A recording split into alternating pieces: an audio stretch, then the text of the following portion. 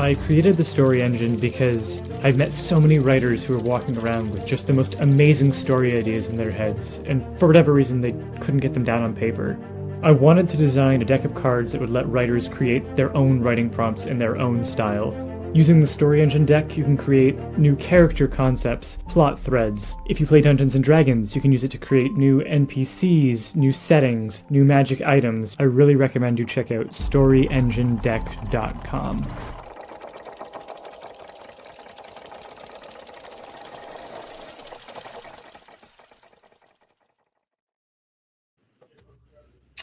And welcome, everyone. I think I want to go out and get a story engine box now. Welcome to the Artificial Intelligence in Sci-Fi Over the Years. My name's Tracy. I'm the moderator of the panel. And I'm going to hop right into it by getting everyone to introduce themselves. And I have a few questions that I want you to answer as you're introducing yourself. So I would like you, apart from in saying who you are, tell us what your favorite book is pre-1965 that features AI. Yeah, have a think about that one. And then your favorite book post-1965. And you get bonus points if you can come up with your favorite book that's been released in the last few years. So let's start with Taran, simply because you're at the top of my screen. And well, away you go. I'm Taran Hunt. I am a science fiction writer. My second book comes out in February, The Unkillable Princess. My favorite book about artificial intelligence pre-1965 is Frankenstein.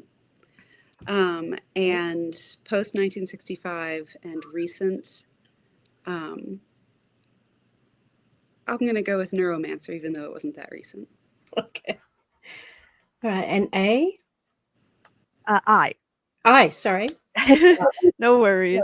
I am Jiang. I am a sci-fi, fantasy, and horror writer. I will have to piggyback on the pre-1965 because I have not read many works of sci-fi AI works pre-1965, so Frankenstein. And post, it would be a recent one called Clara and the Sun by Kazuo Ishiguro. Okay. All right. Andrea. I'm Andrea Hairston. I write speculative fiction. My recent novel is Archangels of Funk. It came out in May of 2024, and I have another novel coming out in August of 2025, and both of them involved AI. And I'm a theater film person, so I'm going to cheat and say that RUR is my favorite pre-1965 book, because I actually never saw the production. I only read the script. And, and that's a toss-up with Metropolis, which is the film, which is from a short story. So those are my pre. And then I have to say Murderbot and all, Murderbot Diaries, and, it's a long extended series. So I can't pick one of them because they really are a whole story that Martha Wells is unraveling. So Murderbot. Okay, Alan. I love the cheating. The cheating is great. I will try and keep with the cheating. I'm Alan Stroud. I'm chair of the British Science Fiction Association, science fiction writer, researcher. I work.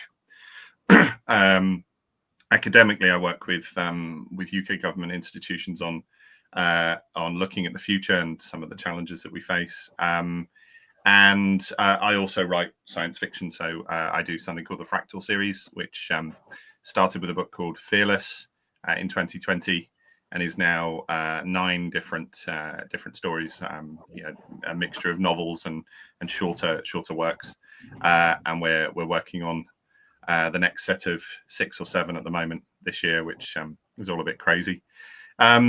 So yeah, okay, all right. So here's my cheat. Here's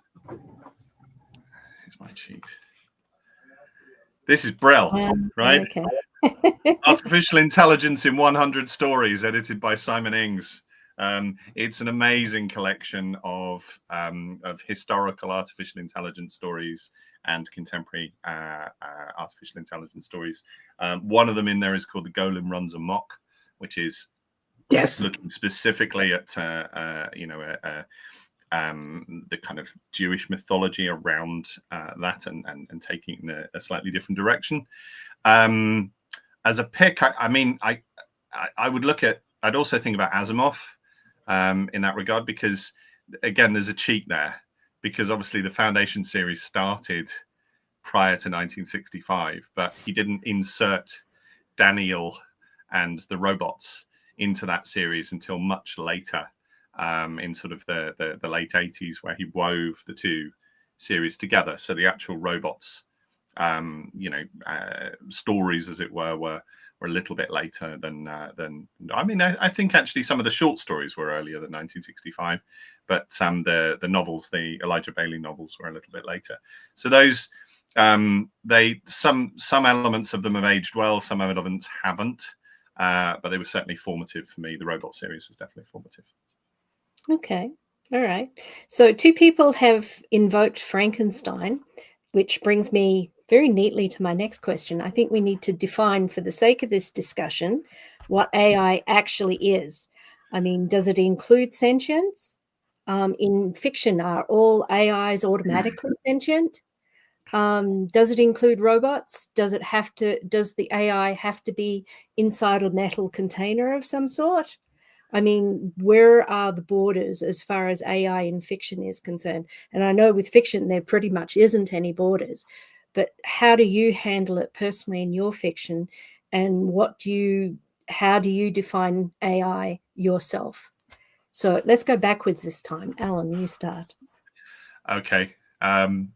So the first thing I thought when you said, does it have to be sentient? We then have to define sentience.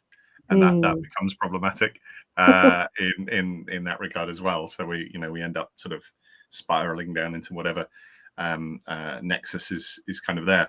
I mean, the nature of artificial is one element. The nature of intelligence is the other. So if we define intelligence as being some kind of human equivalence, some kind of equivalence that we can recognize. Now there's a trap there. There's if we and this is a contemporary issue and something that we've covered in some of my research, is that the more we anthropomorphize intelligence, the more we kind of anthropomorphize robots, and the more we kind of view them through our human lens, the more we deny that they can do things that we can't do. And the more we kind of map our own, one of my cats has just jumped up by me. My cats, I continually, sort of map human characteristics onto them. And, it's natural. It's the thing that we do because it's the intelligence that we understand.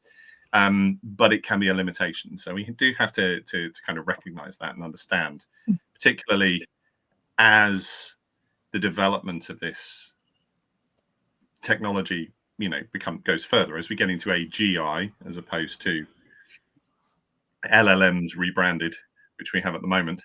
As we get into artificial general intelligence, then sort of applying a human framework to that could be problematic in the way in which we deal with it.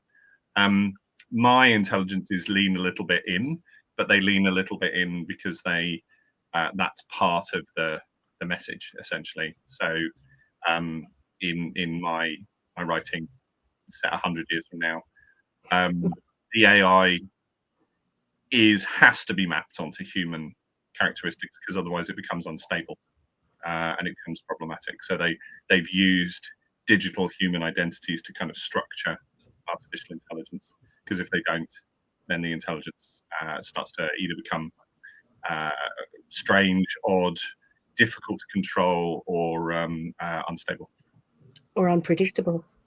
Well, predictable anyway. But, I'm furiously taking mental notes here. Thank you. Andrea, disagree? Agree? What's your take on AI? Well, just add, because I think definitions are just mappings and, of, things we like agree on, basically, so intelligence, sentience, all of those terms are English. So they have, they're significant for us to communicate, but they don't actually correspond to absolute categories. So, the cat, Alan's cat, has, what some would call intelligence. It can make a decision, right? It can decide, I will do this, or no, I'll do that. And that's one of the cornerstones of defining intelligence, that choices get made based on decisions by the resident being, right? Or beings, plural. So I'm going to say that intelligence is about decision making, is about interacting with an environment and making choices. So, and for me, artificial intelligence, artificial, what's artificial? Because Alan was also saying that. So I'm assuming that what usage is that artificial did not evolve from natural processes. And I'm putting all those words in quotes. So life forms, which are probably all intelligent, whether they're sentient or self-conscious is a different thing, but life basically is intelligent. It decides things, whereas the planets are not intelligent. They are just run by gravity or whatever. But we decide, if you throw a rock, it'll do whatever it does based on gravity. If you throw a cat, it will perhaps not decide to follow the physics, perhaps not. Don't they always land on their feet? What? Right, but always land on their feet. I'm only objecting to throwing cats. That's all. Okay, right. Yeah. Not the wise. No, but what I mean is, you throw a rock, it responds to physical laws. You throw a cat, and it is biology, right? So whatever the cat does, it is not simply the physical laws. It will make decisions, and if you rip at trees, they will do things too. So trees have intelligence, right? And they tell each other things, right? They share knowledge and survival skills, even across species. So to me, that's how I'm defining intelligence. And artificial is that it didn't come from that evolutionary process that, several, billion years ago when life, formed. We're all connected to that so we are in an intelligent, biology, and we make things that then can also make decisions. So those are artificial decision makers. So that's my definition, and we use applied statistics to, or recipes or abacuses or a whole range of things to help, this is what this means. I can use a machine to get it to me. So it doesn't even have to have electricity. To decide that this is what this number will do after that number, right? So I think in my books, I am interested in what we're doing with our machines, the things that we make. So I mentioned RUR. So I'm interested, as that play is what are we programming into our machines, right? I mean, so a lot of people think RUR is anti AI or anti-robots or anti-technology. Actually, I think it's like asking, what are we doing with our technology? Who's in control of that technology? And what have we programmed into that technology? Like Alan said, if you have a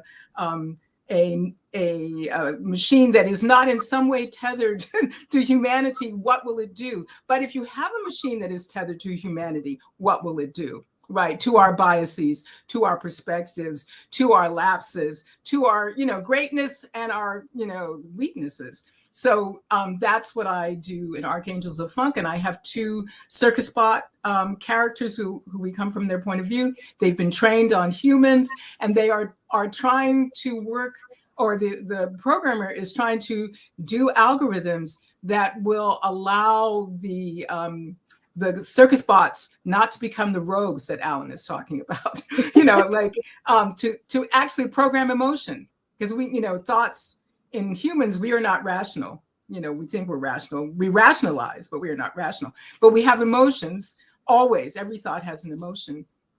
And so what does that mean about our thinking process, and how can a programmer or a coder use that when writing code for their bot, and also save the world? Of course. So do you want to add? I mean, what's your perspective on how would you define AI? I don't know how to follow both Alan and Andrea after their answer. Tough acts to follow. I know. But I feel like my answer has become more and more complicated and convoluted as I hear everyone else's answer. Yeah. Because I feel like this topic just gets very complicated, the more we think about artificial intelligence. And I was thinking about human unpredictability, especially because when we think about the way AI has been depicted before, I am not a coder or a tech person, just disclaimer. They're depicted as something that is predictable, that follows an algorithm, that makes decisions based on what we have taught it and what we have fed into it. And I suppose that is what I kind of see artificial intelligence as, something that is predictable but is still anthropomorphized, if that makes sense. But then there is also the evolution of AI in sci-fi, where it has become so inhuman that it takes on our unpredictability, our emotions, our turbulence, and starts making decisions based on its own agency. And then I start thinking about artificial intelligence in terms of animals, when they create artificial pets, would we also consider that AI, or only ones that are very human-like? So. Okay. Yes, you're correct. It gets complicated very quickly. Taran. I think that for defining artificial intelligence, you also have to think about how so much of the stories about AI are also about something that I think is a little different, which is the self-awareness. There's usually a key moment where the AI becomes self-aware, and that's seen as sort of semi-metaphysical, gaining of a soul. Something has been transcended. But I think that since that's so much the question at the core of a lot of these stories, it's still AI, even if they don't have that sort of moment. I agree with Andrea, it is about decisions. So which means that they can have a role in the plot, and then there's a perception of intelligence from the other characters, regardless of whether or not regardless of whether it's following an algorithm or actually thinking as we would define thinking would be. But there is a decision-making process and a sort of internal consistency. And I don't think it necessarily has to be tech, which is why I said Frankenstein, because especially you get stories like Frankenstein or like the Cylons in Battlestar Galactica, where the artificial intelligences are not created through natural means, but they're not necessarily made from machinery. They're biological in some way. Okay, cool. Thank you. Can I just add that in RUR, they're not machines either. They're more like, I don't know, sort of biomass stuff. So they're like, globs. RUR is where robots first got used. Yeah, which is where the term RUR. Yeah. So they're biological. So and then the golem is biological. So there's a bunch of things that are different from, say, the automatons, which are like puppet figures that are then come to life. There are the biological ones that are sort of android-like, and then there are the mechanical doll types that have on strings or eventually electricity. So you can see two threads of artificial intelligent beings. And everyone's definition sort of on the way through, there seemed to be a trend there about, we were sort of leaning towards saying that the anthropomorphizing and the humanity aspects of artificial intelligence tends to be what fiction focuses upon. So given that, And given all the stories that are out there that feature artificial intelligence, what does this trend say about how writers perceive human nature?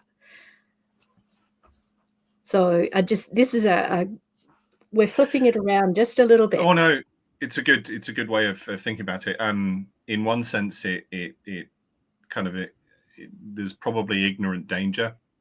One of the things that Stuart Russell talks about when he was doing the Reith lectures 2 or 3 years ago was the applications of artificial intelligence within our society over the next few decades.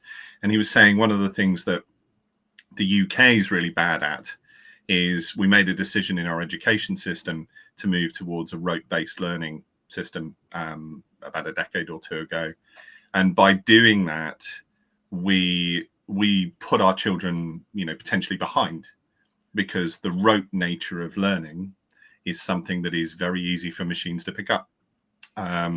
So actually, the nature of learning needs to involve a more kind of applied sense of thinking, an applied sense of acting, an applied sense of engaging with the challenges that we face, and so on and so forth. But what it also, and this kind of picks up from what people have said, what also is inherently dangerous is design entropy, which is where you create an artificial intelligence to manage something, and you put a load of data into it, but you haven't thought of all the variables. And so therefore a variable comes up that the machine solves that you may not have thought about, but the data was there for it to solve. Now, inherently in these processes, machines aren't fully creative. And I'll explain that in that, you can give, it's a bit like procedural generation. You can give like 20 or 30 different things, and then it might come up with variations between those things, or it might use 1 or 2 to create 3, and so on and so forth. But that's kind of operating in a similar way to humans drawing on inspiration and experience of stuff that already existed. So it kind of feels like creativity, but it doesn't have that. Isn't that though a definition of creativity? Nobody really creates nothing from nothing. There's always sources of inspiration. You're right.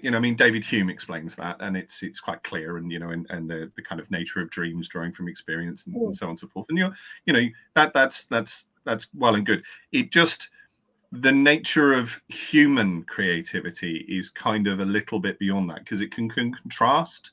So it can take the material and say, well, that makes me angry, and so therefore I will create something counter to what that is, rather than I will build from it. And that's a design issue, fundamentally within the artificial space, in terms of what's there. That we could overcome that.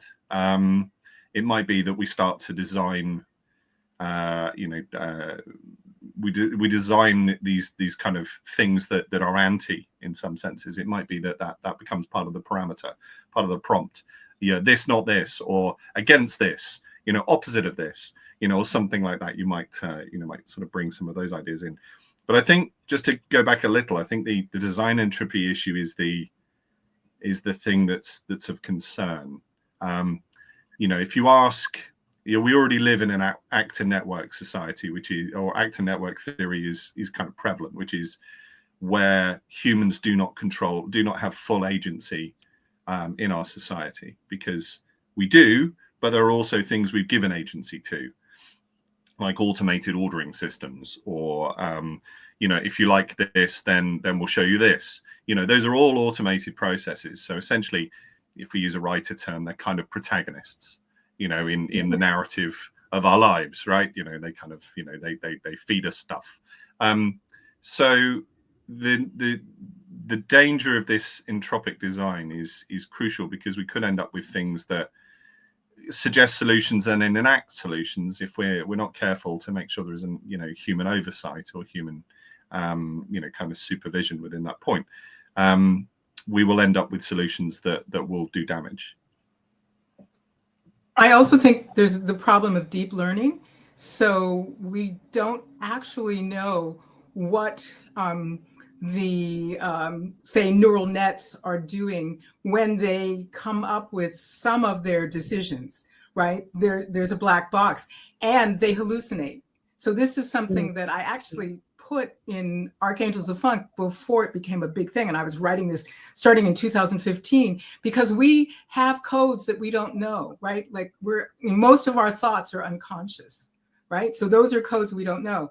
And we unconsciously hand them over to our algorithms. And so, you know, like around 2015, 16, we were finding like algorithms that were supposed to be fair and objective and just, you know, following all the biases that were already in our society. So, you know, Black men were, you know, going back to jail when they probably wouldn't have committed crimes, whereas white men who would have committed crimes weren't going back to jail, and then they went and committed crimes. And then we didn't edit that. Like after it happened, like, oh, see, so we didn't have that human oversight that Alan is talking about. You know, someone saying, oh, you know, no. And so those things are still with us. Or women, you know, one of the problems is we think that if you're, quote, blind, then you'll be objective. But actually, there's so many things that are encoded, like, you know, like I guess it was the Boston Symphony. They put up a screen to have people come and audition so that you wouldn't know what gender they were. But women wore high heels, so people could hear the high heels, and it's unconscious. Most of what we think is unconscious, right? So then women were still being discriminated against because they didn't have that strong, powerful, flat-footed stride, right? So that's just one example. And so the trouble is trying to get at things that are unconscious for humans that we have programmed into the machines and that we don't have. We just throw the okay, here's this system, you can use it for parole, or here's this system, you can use it to select the records that or not records, but music that I will want. And what is happening with the music is getting blander and blander. Like that's an actual problem right now. Like, you know, sort of, you know, Spotify or all of those things the music is, you know, not necessarily what we individually would choose. So, and I think for me, that question of how we use our great tools is what is of concern in the fiction writing, right? And what have we learned from other things we've done and given up control? Like Alan said, we give up control. Partly we're dominated by the profit motive, right? But how do we find ways beyond that, not to have things go like, you know, Cory Doctorow is saying, the enshittification of technology, because, you know, it's moving toward what will make me a lot of profit, which is not necessarily what will make the best world, right? Those are not aligned. And so we have an alignment problem, you know, and how can I use values and ethics in the algorithms that don't mess us up further? So, because blind was one of them. Let's all be blind and then we'll be objective. Actually, no, you need to know, because we already are biased. We're not starting from a level playing field. Okay, so following up from that, Taran, here's a question for you. If we are quite subconsciously programming the worst of ourselves into AI, is there any fiction that you've come across that actually puts the best of humanity into AI and has made it a feature of the story? Can you think of anything like that? And if you can't think of a story that's actually been published, how would you go about handling that story yourself? I definitely enjoy stories where AI is showing us our worst self. So there probably is a story like that, but I haven't read it. If I don't know, I think I would struggle to write a story like that, because then the AI would tend too much in the direction of a Deus Ex Machina, because to have a purely benevolent force in the story, I would want to see, there has to be a downside. There's always a downside. Yeah. And I would really want to pick at what that downside would be. Okay. All right. So, do you prefer your AI in fiction to be positive or very noir? What's your preference? And what's your favorite? I would say morally gray because everything created by humanity is very morally gray. And it really is highly dependent on how we use it, right? A lot of technology that has been used or like has been created for the benefit of humanity comes with a lot of consequences that we either foresee or don't foresee. And we spent numerous years trying to, mitigate the damages that it has caused. But I kind of wanted to go back to the previous question about like trends in sci-fi and in AI.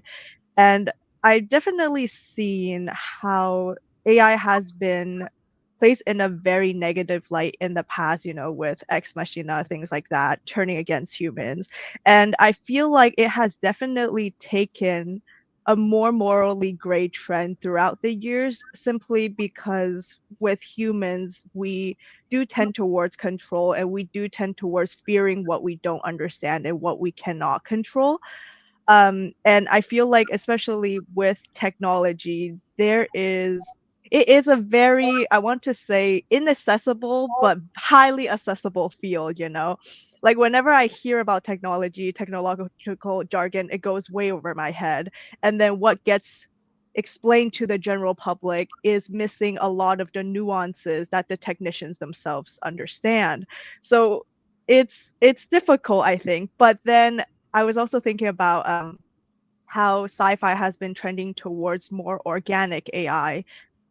In terms of Frankenstein, we have Poor Things. I don't know if anyone has watched it, in which where it's basically, spoiler alert, this woman dies and her brain gets moved into another person's body, and then basically she's like learning from when she's like a child again, but it's like accelerated learning. So it's like very fascinating to me to think about organic artificial intelligence also in terms of Kazuo Ishiguro's Never Let Me Go, where if we create like clones of ourselves, right, to benefit ourselves in terms of organ donation, what is the moral ethics of that, right? Yep. So can I just pick up that thread a little bit there, and in that I think you're absolutely on it in terms of thinking about the kind of grayness and the nature of how our audiences perceive certain things. We have created a kind of mythic monster. You could have Marina Warner do a lecture on AI and how AI relates to to the other types of monster that we've attempted to define. And sometimes, the classic monster is about its humanity and also its inhumanity. So, if we take Frankenstein in the film, the child by the lake and throwing flowers into the lake and then throws the child into the lake. The thing is it's made horrible because we can see the cognitive pathway. We can understand why Frankenstein chose that, and we're that kind of adds to the visceral nature of what's there. But there's kind of a moral responsibility in storytellers in part of this. I did a presentation to UK Armed Forces. Actually, this was about a year or so ago, on the kind of lazy perceptions of AI, because what we're seeing in popular press is we're seeing the Mid-Journey, the Chat GTP, the other things that are or we were seeing initially. They were coming out, and people were going, but Borg, Skynet, world domination, and actually, what that means is that the public's consciousness has this embedded fear. Now, I'm not for, I'm not against. I'm quite a critic of unlicensed material being used by AI. I think the writing community is massively opposed to to scraping off the internet. I don't see that AI absorbing my books or anybody else's books is the same as someone reading it. You know, that's being used for a different end. It's processing, and it should be, you know, if I kind of write a book, I should have a contract that has a clause that says yes AI, no AI, rather than just lumping that into fair use because I published it. You know, that I think is, you know, and that's a challenge that we'll face. But there is then, as I say, there is the flip of that in our responsibility of how we depict, because there's an ease to play into the fear. I'm also not necessarily a fan of AI being the evil, but what we can play with, and I think what is very useful, is to look at it and say, well, it could be more intelligent than us, and so you can write a story where the AI is, you know, has got one over the humans, and has made decisions for itself that suits itself or suits its ideas, that may well put the humans on a, you know, not realizing, you know, what the kind of consequence might be. So Murderbot, can I just add? Yeah. No, just really quickly, because Martha Wells, I was on a panel with her and we were talking about this very issue, and she wrote Murderbot because she was thinking about, she had seen information on how Lord of the Rings, they created like all the hordes in the battle scenes, and that's an AI, you know, program where they like created like a whole bunch of like, okay, warriors, now we have 10,000 warriors and they're all running in this direction. And it's called the massive ran the engine. other way. Yeah, they ran the other way. They were like, why the fuck would we run there? And so she was like, okay, right? And so that's Murderbot. So I think in the gray area of positive machines that are flawed, but who are moral, but who, you know, would really rather like watch their videos or whatever, Murderbot, I think, is the perfect, that's why it's one of my favorite books, because Murderbot is really smart, and so is art, and so are a lot of the machines, right? But they're also ethical and moral. And they're also flawed, you know, like Murderbot is jealous because art is like smarter or whatever, you know, so that, you know, but the real problem is the company, not the various devices that are out there or the possibilities. And so the struggle in the story is not between an evil machine, you know, like the Terminator, you know, and even the Terminator has a backstory, but whatever, I'm going to let that go.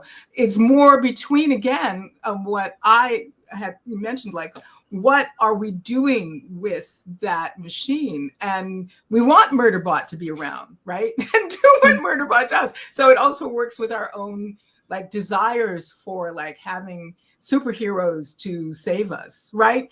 So that's what I really love about those books, that they really address, you know, yes, these beings are capable and maybe smarter than us, but they're not necessarily intrinsically evil. Okay, so picking up on both that and on what Alan was saying, here's another question for you. Haven't science fiction writers throughout the history of science fiction, haven't they, through their depictions of AI, and because you have to have a negative consequence because that's the nature of fiction, you need conflict, haven't we taught the non-writing public to fear AI? And shouldn't we in the future try to portray AI in a more positive aspect? Yeah, that's exactly my point. That is exactly my point in a nutshell, is that actually we are complicit in that regard. I'm not, you know, don't get me wrong, there's no, I'm not sitting here and trying to rethink my life. You know, oh my goodness, I need to tear down these walls and, you know, and go and live in the garden. As the panelists here know, I can live in the garden. I did build an extra house in the garden for the apocalypse. But the point here is that yeah, so it is that we do have to think about that. I mean, I did a story last year, so I was guest of honor at NovaCon last year, and they ask you when you're the guest of honor, they ask you to do a story for the members. So I you know, did a story for the members about two AIs who were sent to run a mineral, an ore processing factory out in the middle of the asteroid belt, and they decided in the design that they couldn't use one AI because the nature of AI in this this environment was that it would get lonely. So they were worried because the human parameters and the anthropomorphization and everything else. And then, of course, they put a backup in. A very late insertion was to have a backup intelligence just in case something happened. And so something happens and the backup intelligence is activated and it murders one of the AIs. So it literally eats it. It's like because it just takes over the whole thing. So, and then the remaining, the surviving original AI splits the station in half and cuts off the power to the other side. So effectively just maroons this, this murderous, and then it gets lonely. And so the end of the story is it reconnects the station and invites the murderer back into the thing. And it's kind of, they use a sort of a translated environment. So they're sitting in a library, and there's all these references to Cluedo and, because of course, why not? So they sit in a library and, and drink a cup of tea and kind of sit next to each other and talk about the pleasantries of the day. And essentially he's just invited the murderer back in to sit down and chat because he's lonely. So you can, there's lots of ways in which you can play around with the ideas, bring in conflict. They don't necessarily have to be the big bad. Okay. Thank you. So that brings me to another point that I think all of you have glazed over the top of just a little bit. The singularity. The singularity has been a pretty hot topic in science fiction recently. There's transcendence. Do you see the concept as being plausible? And has it been portrayed effectively in science fiction? Given that if we have this responsibility to not scare the pants off the general reading public, how would we portray the singularity in future fiction? But let's start with Taran and I, seeing as... To me, what's... the singularity is sort of... To me, what's more interesting about AI in science fiction is where it comes from and how it's used, which frequently it comes from, even if it reaches some sort of singularity and some sort of malevolent force, it originally comes frequently from from humans, from a greedy or a business perspective. Even in Murderbot, where poor Murderbot is created by a deeply greedy company, and in Terminator, the whole Skynet comes from business. So to me, even leading up to the singularity, the story, to me, the crux of the story is the way that humanity uses the AI, which affects the way it manifests at the singularity. So we're all doomed. No. Is there hope, do you think? I mean, are we ever going to reach a point where the AI is, if it's more intelligent than us, which is the defining point of the singularity, where is it going to head? Is it going to take on the worst of humans' traits, or is there hope? I think as long as humans are involved, someone is going to find a way to exploit it. Interesting point. Do you have a perspective on that? So we were talking about intelligence, and I was actually thinking about this example I came across a while back, which is Flowers for Algernon. I don't know if everyone's read it. Yep. And to me, that story is essentially about how when you reach a certain point of intelligence, you kind of start losing emotional intelligence. And I was thinking about that in terms of like the singularity. I mean, it's not always true, but I feel like for that story, it kind of depicted that. And I do wonder if the singularity becomes this being of like hyper rationality, where it stops thinking in terms of emotionality. Then are we all doomed? Andrea, Alan, any thoughts on that one? Well, so first off, I believe intelligence is emotional intelligence. So I think I disagree with the way things have been represented. But I'll pick something that we all perhaps have seen, WALL-E. WALL-E is one of the most popular, representations of robots. And they have some of the murderbot problems because it's a big, like the autopilot is evil, but not Eva or WALL-E. And we've trashed the earth, and all the things are there. But I think all the little teeny weeny robots that line up and join with WALL-E and Eva to basically save the world again. To me, that's a thread through all of fiction, right? So that you can see the robot Gork or whatever, and I'm in film theater, so excuse me for that, but The Day the Earth Stood Still, that robot. And then I think there are the culture novels. Is it called The Culture? They're really benign AI. I haven't read them for a while. So that I think we do have a thread. It's just not as popular as the other thread. And the reason it may or may not be popular has to do with marketing as much as anything else, since positive images, can be there, but, critical of capitalism images cannot, right? So you can have evil, but you can't have any kind of clear, the company is not just evil because it's an evil company, but because of where capitalism takes us. If we have profit as the central value.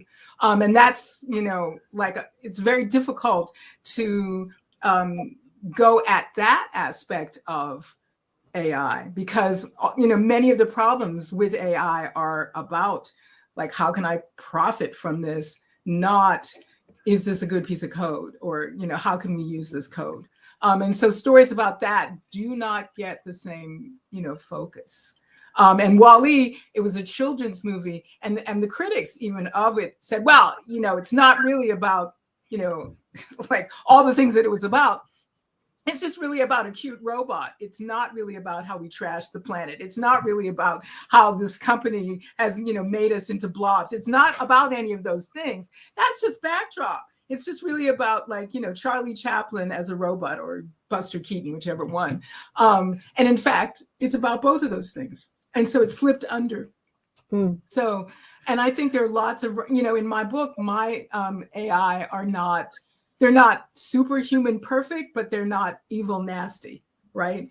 And so the whole question I always ask, because I write Hope Punk, is here's a horrible, hard problem.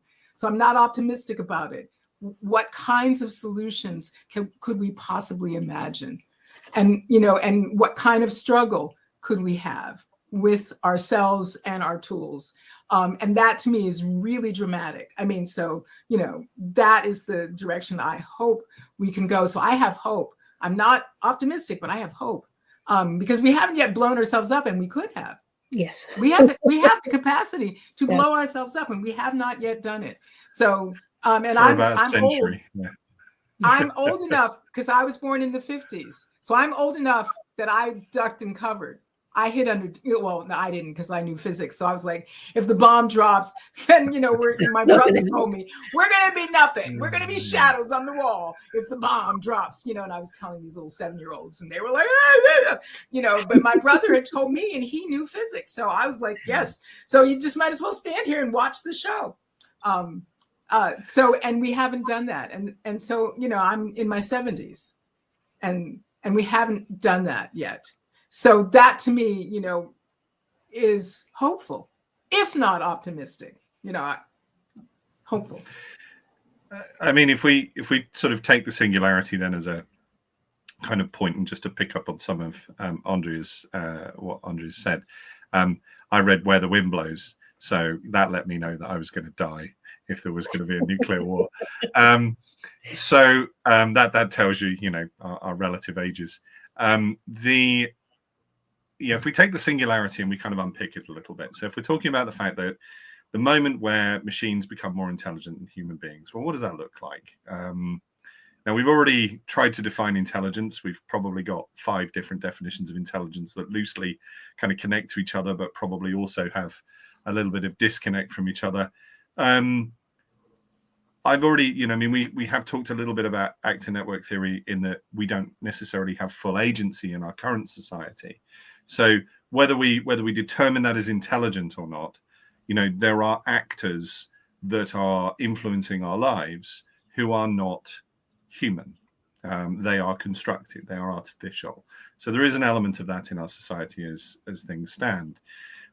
We also got to think about, are we as a civilization, as a species, are we getting more intelligent? So are we evolving? Is it a competition now? Arguably robots can evolve faster than us, so that that kind of makes some of those points moot. But then you can also think about the fact that with AI as we currently construct it, some of the ways in which it's being utilized is not about its ability to outthink us. It's about its ability to outact us. So by this, artificial collective intelligence is capable of doing things so much faster than we are because it can learn it from so if you create lots and lots and lots of little little programs and you task them all to do a thing, then they learn from each other's mistakes. They learn from each other's processes. They learn from each other. So actually, this isn't about my IQ. I use IQ as a reference point. It's probably a spurious reference point, but that's another argument. It isn't about me compared to the machine. It's also the fact the machine can replicate itself thousands and thousands of times, that thousands of them are acting at the same point, that that they're doing something collectively in an efficient way that I can't compete with because I'll argue with my partner or I'll argue with with the neighbor down the street. So clearly I don't have the same level of cooperative and collaborative ability.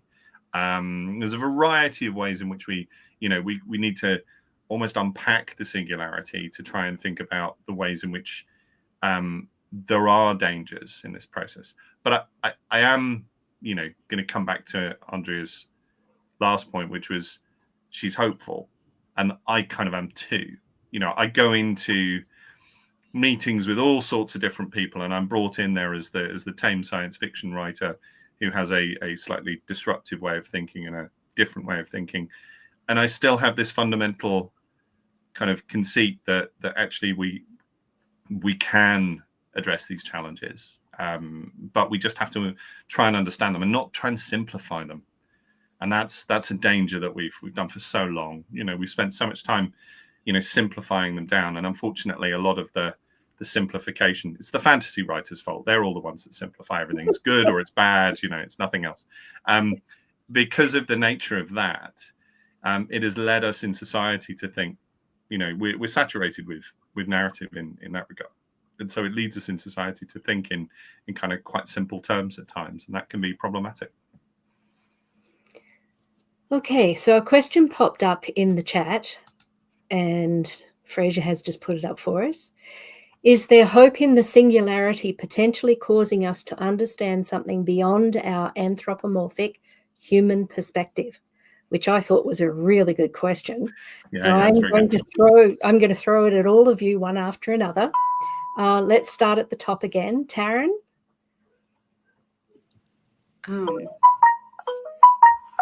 I think that supposes, is there anything beyond our anthropomorphic human perspective? Is the question sort of like are we going to see the universe as it really is, or more like our perspective will change on other people? Because if it's like Hal taking you and you see divinity, I don't know that I believe there's anything to see in that sense. But in the sense of it changing our perspective, then yes, because it'll force us to think from the perspective of something that is sort of an equal, but not quite the same. And I sometimes think of AI in fiction as being portrayed, not to bring fantasy into it, but similarly to like fairies in a way. Like it's a sort of similar to humans, but with motives that don't align and morality that doesn't align, and and like fairy geesh, which are like very strict, you know, no man of woman born, which is sort of like a binary condition. So when you interact with fairies in fiction, you have to come to sort of understand, or at least be changed without understanding from your interaction with them. And I think that there is a possibility of that happening in a sort of science fiction way. How do you see this question? I would say, let's say, assuming the singularity, it is a combination of basically all of humanity's perspective. And we ourselves as individuals have a very specific perspective. I would definitely say it can allow us to see from like the different perspectives that we ourselves are not in tune to. Okay. Andrea, Alan, one of you? So I think one of our great challenges is to perceive something beyond our particular bodies. So I know we think that we all think alike, but that's actually one of the illusions. So, thinking is idiomatic, right? So we don't all think alike, and we think in metaphors. We're not rational, we're very emotional. And so I think the hope that I get from AI is that we can make the journey from self to other, because we can do imagination. We just need to have enough stuff to help us. So if I try to be an ant, that's a little harder than if I try to be a horse, right? If I try to perceive the world as a horse might, or if I try to perceive the world as a bee, who can do magnetism, right? And they actually now have images of what a field looks like made by AI to a bee, right? Like, what is the bee seeing and why are they drawn to this part or that part? So I think what AI can offer us is the tool, like, what we're good at, the tools. Like, I can now see the Saturn's moons since Galileo, right? We couldn't see that before, but we got a tool and we were able to see it. And then Carl Sagan said, go out and take a picture of the planet, right? Take a picture. And then we can see the small blue dot, right? With the very, very thin atmosphere. And that changed many people's minds about the planet, about how our relationship to the great all. So I think I disagree slightly with Taran, that I think we can actually, from these things, have different body experiences, because we need metaphors in order to understand. And so pictures help us understand things we can't see the earth from this, we can't do it. I mean, I guess if you're an astronaut, you can go out and look back, but generally speaking, billions of us are not going to be able to do that. But many of us felt like we were the astronaut looking back at the earth. And so I think that's what the task of the artist is, to give us the journey from self to other, and then the AI can offer us things about that world that we ourselves cannot perceive directly. And I think those things will change us. So that's where I'm very hopeful. Will change what we, can imagine. And I think the sacred for me is not about God, but about realizing how tentative life is, right? And how we need to cooperate and work together in order to survive in the great, death, like all around us, dead things, right? And this little crust on this little teeny weeny planet. And so we need our bacteria as much as the ants, because the ants aerate the soil. So we need them. A little pile at a time, but we need them. And AI is helping us see what the ants are doing, how the bees see, and I'm all for that. Okay. Alan? Okay, I'm going to disagree a bit. Sorry. Cool. Good. So one of my students about 15 years ago put a camera on the end of a stick and waved it around and submitted that as a video for an assignment. And he managed to put a filter over the recorded footage from the research he'd done based on what David Attenborough was doing and what other wildlife photographers were doing. And literally, he submitted that as the perception of a bee. in the world, and it was an incredible filter that you put over the lens that completely changed the way in which you were looking at the thing. So it was just like, whoa, this really does feel very, very different. Now, we also know there are certain types of fish deep down in the Marianas Trench that have got more than 3 color receptors. There are fish that have 13 color receptors. So their perception of the world is entirely different to ours. A dog has a different set of color receptors to ours. I believe a dog has 2. So the whole circumstance of the way in which we kind of perceive the world, you know, different living creatures perceive the world in different ways, you know, is something different. And we just don't know what something else will perceive the world as, which is why I think the danger is this anthropomorphization. Now, the second bit that's crucial here is understanding kind of beyond it. So some of the work that I do is about looking at crises and looking at challenges that we face. And actually, you know, when you put science fiction writers in a room with experts, it's fairly comfortable once you get past the initial thing of, well, how are we going to know it's the future? You don't know what you're talking about. You can't tell it's actually true. It's actually going to happen. We get all of that out the way, and we realize that it's all about creating plausible ideas that we can plan for, and creating contingency plans that are important, and accuracy adjacency rather than, you know, legitimate accuracy. No one's claiming to, you know, to be able to be prophet and, you know, and seer and oracle in those circumstances. But what we find is it's fairly comfortable once you get into that to look about 50 years ahead. Because if you look about 50 years ahead, you can see a lot of the major crises that we're dealing with at the moment, and you basically see those reach a kind of crucial point. They reach an apex. They reach a moment that we have to overcome and we have to deal with.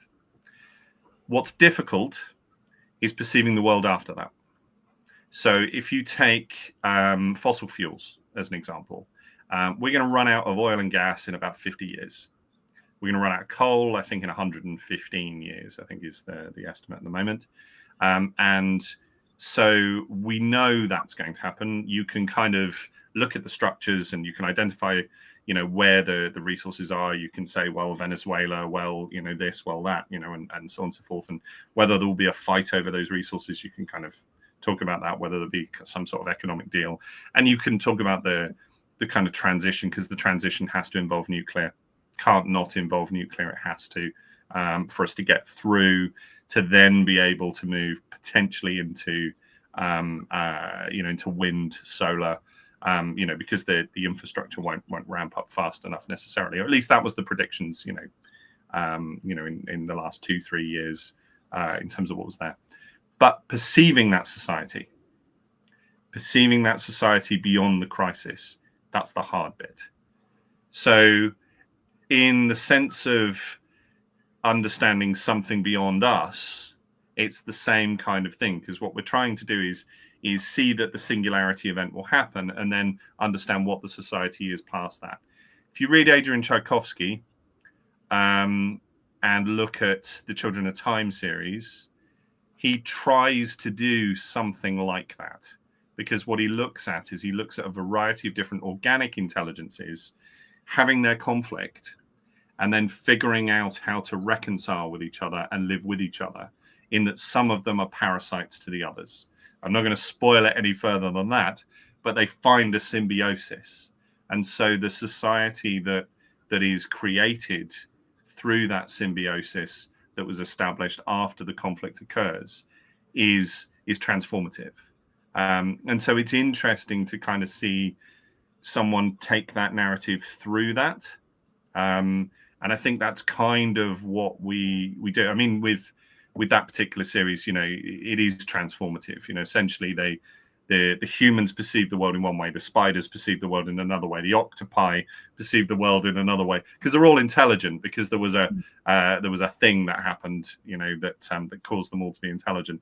And then the real aliens perceive the world in another way, and then the birds perceive the world in another way, and kind of, you know, these different layered, you know, and he's doing such an amount of character gymnastics in that series of books. You know, you've got distinctly different spider characters who are distinctly spiders, but are also distinctly different from, you know, from each other as well, which just defies. I mean, I can't, you know, he's such a quiet and shy guy, and he's a friend, and you know, and I love him to pieces, but I just can't, you know, I can't put my head in some of the ways in which he's able to figure that out and to think about how those things kind of fit together.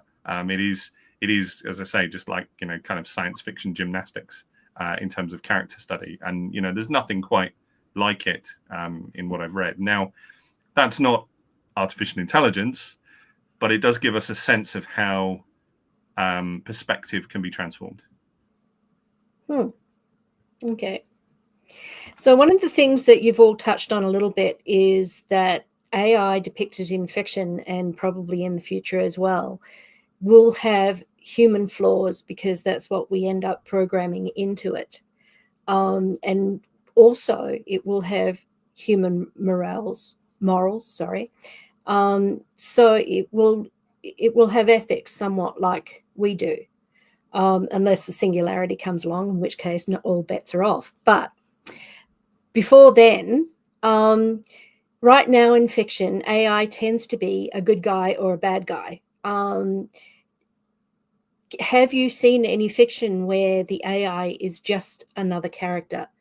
It's neither the good guy nor the bad guy. It's another character, just like the humans in the story. Are we always going to be stuck with AI being a metaphor for the good and the bad side of human nature? No. So as in most robot stories, the characters are characters, you know, who are alongside. They're neither good nor evil in different points. Sometimes they're the victims of the circumstances. Sometimes they're the perpetrators, or sometimes they're wrongfully accused. I'd mention Emma Newman at the moment. I mean, she and I worked on some research recently that's just been in the Guardian, but specifically her Planetfall series.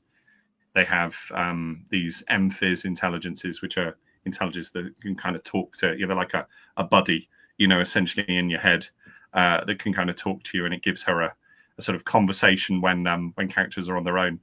And they're just characters, you know. I mean, sometimes there's agenda, sometimes there isn't. I think there's quite a lot of writers who are not writing in that binary. I'd also just pick the point about ethics and morals. I think these are explored.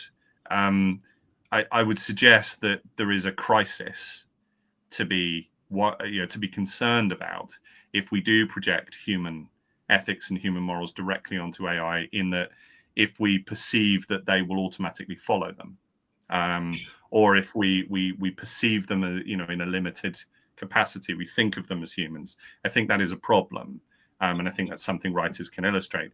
The nature of their ethics we should explore. You know, I mean, generally speaking, what's happening is that you're seeing kind of ethical decisions made that are attempting to preserve human values. And sometimes you're seeing those things exploited, you know, because people can, you know, or they think they're going to get an edge. They think they're going to get ahead. It's going to be interesting to see how that challenge bears out with the proliferation of the technology that's being developed at the moment, in terms of what's there. But I wouldn't just frame it quite in that way. Okay.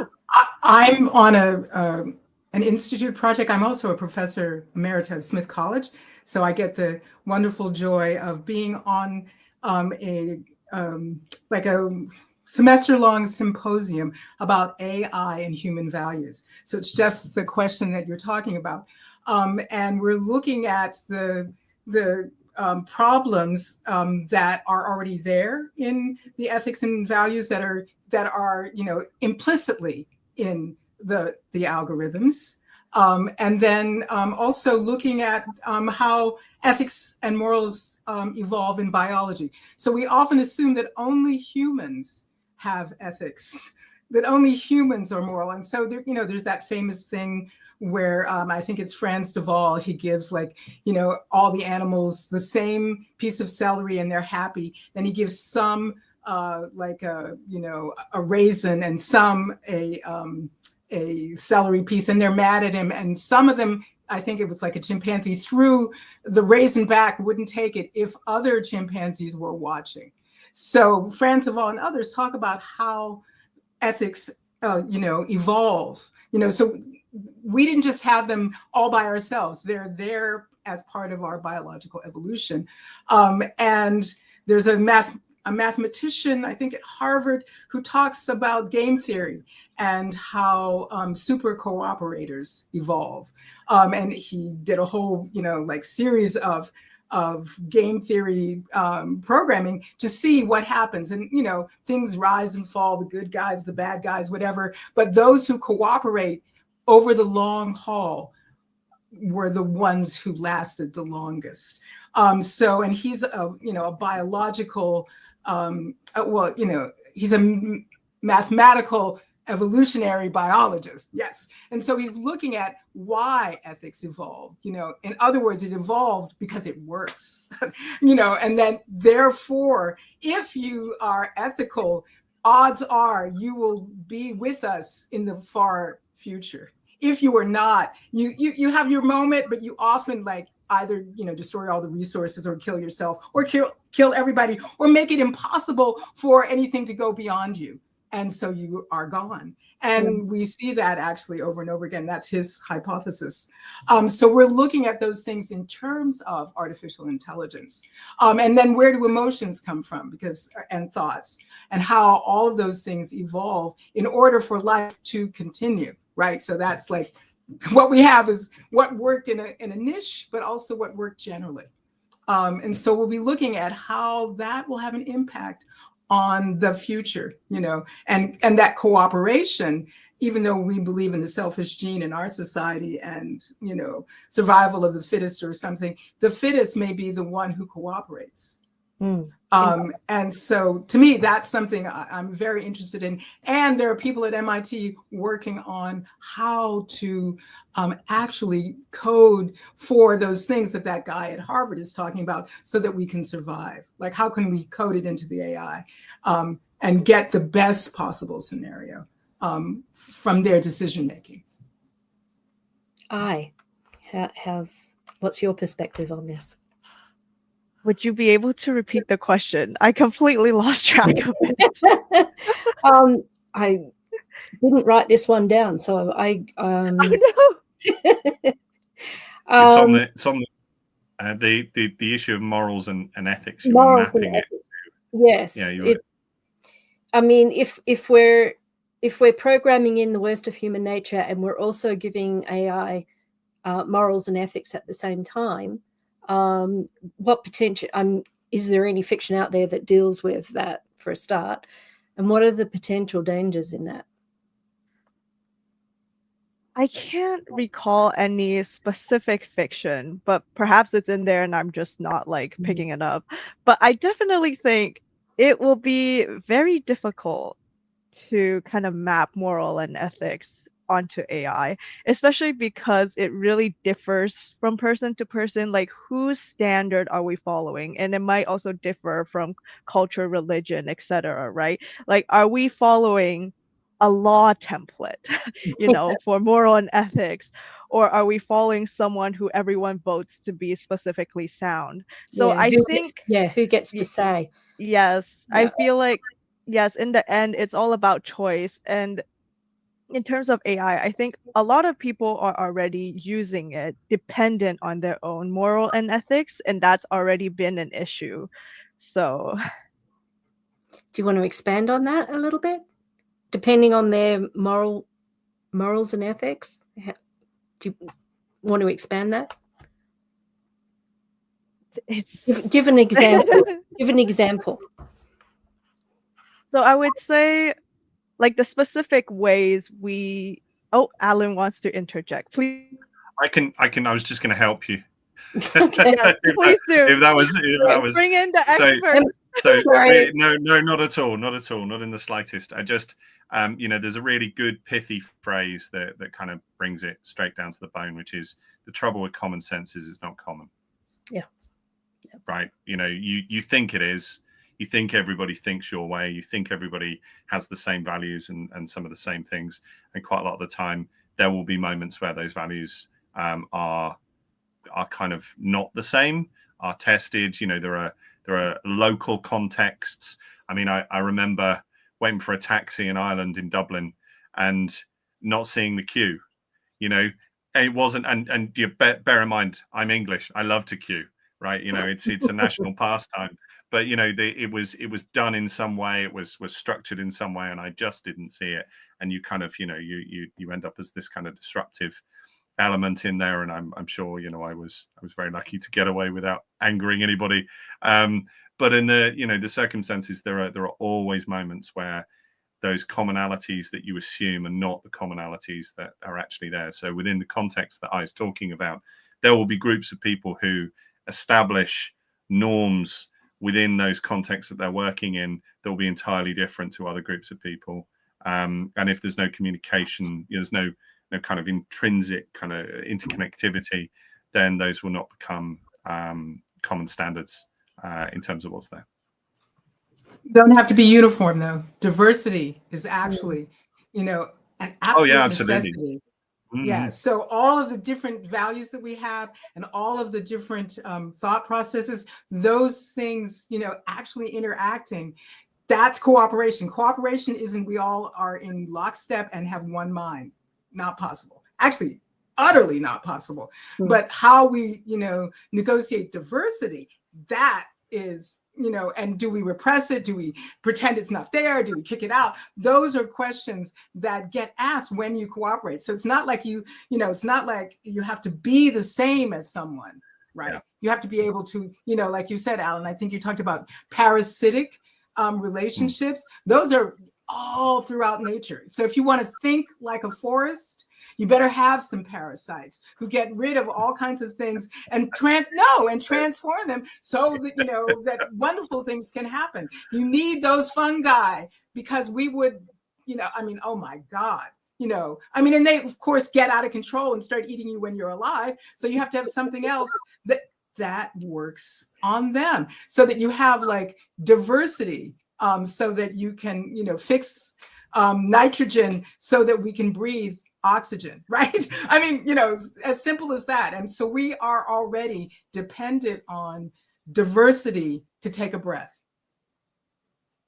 Taran, do you have anything to add to this? I think there's sort of unintended consequences because I'm not sure it's possible to create a list of rules that covers all moral situations in a way that is ultimately moral, because even the laws of robotics from the Asimov series, he ended up having to add another one because sort of as a natural consequences, the robots found ways to go against the safety of individual humans in the search of all of humanity because of just a verbal interpretation of it. So I think that part of the problem would be the slipperiness of morality itself. Okay, so I'm going to start wrapping up here with a couple of fun questions, seeing as we got very, very heavy there for a bit. If you could bring any fictional AI to life, which one would it be? And would you trust it? And why? So Taran, we're going to go straight back to you again. Oh, I think probably the safest answer is Data from Star Trek. He's a good guy. He's a good guy. We could hang out. So yep. I think that'd be a good time. And I would trust him. He has a trustworthy face. Okay. And I guess I'll have to say Wall-E because it's Wall-E. Okay, so you would trust Wall-E, I guess. Okay, Andrea? I'll go with Eva then, to go with Wall-E. And together they would be great. And Alan? Sorry, would you, obviously you would trust them, yes. Yeah, okay, Alan. I'm going to take a little issue with Taran's point about Date having a trustworthy face, because Law is obviously, has the same face. I did think and of that. You made a very good point. That's quite worrying. And B4 has the same face, and he's betrayed everybody. I'm going to go with Optimus Prime. I think we're fine with Optimus Prime. There's not going to be any issue there, right? I'd trust Peter Cullen anyway. Okay. And I think I'd like to see Murderbot come to life, personally. So that would be very interesting, except I wouldn't be able to look them in the eye. Okay, so another last round of questions. We've got quite a few minutes here, but we might see if there's any questions among the audience after that. Last question for right now, directly for the panel. What story have you published that's your favorite for how it features AI? And in addition, well, let's do that one first, and then I'll do the second part once everyone's finished. So, Alan, do you want to? What's your favorite story that you've written? So I did just at the end of 2023. I did a novella, which I have to call an episode. My publisher prefers the name episode to novella, but you know the length. Called Series, which is set on. No, sorry, I'm thinking of the wrong one. Goodness, my own work. Lagrange Point, which is set in this kind of frozen point that between Earth and Mars, that is not, and it's a kind of refueling depot for a space station. And there's a woman who died about 40, 50 years before, and before she died, she was cryogenically frozen. They took a digital imprint of her mind and then created an AI out of her, and so she's then woken up on this station, and chaos ensues, as you may imagine, and she then becomes quite a prominent figure in the rest of the series. Okay, Andrea. Her name's Irina. So, sorry, Irina. There's a pretty name. So, Andrea. Archangels of Funk, which is the novel that I published in May. As I said, I have 2 circus bot characters, and this is a world that is near future. There have been water wars and devastation. The main character is a coder, Cinnamon Jones, and her grandparents were theater people, and they did a festival every year. And she's thinking, I can't do this anymore. Look, we're in post-apocalyptic mayhem. How can I be doing a show? But her circus bots she trained them on her great, her grandparents and her great aunt. So the circus bots want her to do the show. She also has a cyborg dog.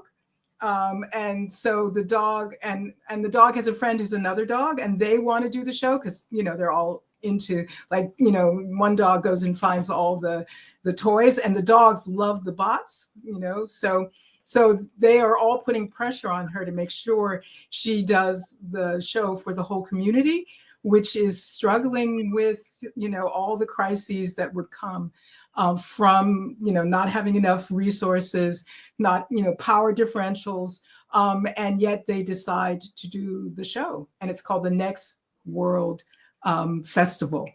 So it's about imagining the future.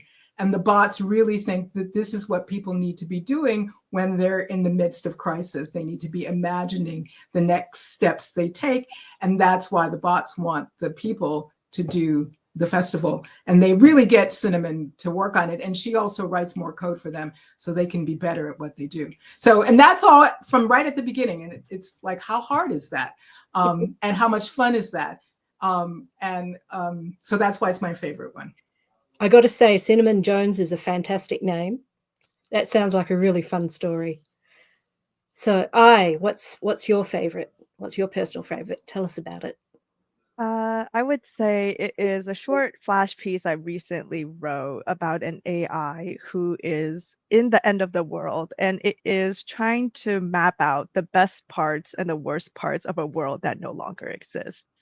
It's called Ancestor Code Error, and it was published by Lightspeed. I read it. Yes. Thank you. Yeah, I got a light speed subscription, so yes, yes, I remember that one. It was good. Thank you. And Taran. I wrote a book called The Immortality Thief, and it's set on this spaceship that is ancient and abandoned and has the Philosopher's Stone on it. And there's an AI there, and the AI has two directives. One is to protect the stone, and the other is to keep the ship intact. And so the main character encounters the AI, but it doesn't really communicate directly. What it does is it makes him dream.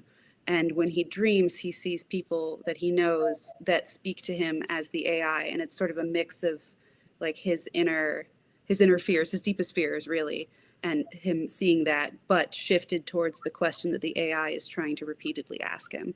I like that. Yes, sounds great. Okay, so part 2 of the question. Where can viewers find out more about you and your stories? Your preferred version of people reaching out and accessing your platform. We'll go back the other way again. Taran? I have a website, taranhunt.com. I am on almost all the social media as Taran Hunt on Twitter, Blue Sky, Instagram, and Tumblr, which I will never leave. So you can find me on any. And I? You can find me at myname.ca because .com was taken. And you can find all my social media and contact information there. Great. And Andrea? I am on Instagram as Dangerous Women Inc. And I am on Facebook as Andrea Hairston, but there are like 6 of us. So find the one that writes science fiction.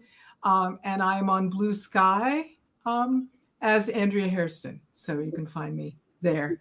And I have a website, which I hate. So don't go there. I'm trying to fix it, but I haven't had time. I'm trying to get my books written. And once I get them to the publisher, I will fix my website. I mean, you can go, but... All right. And Alan?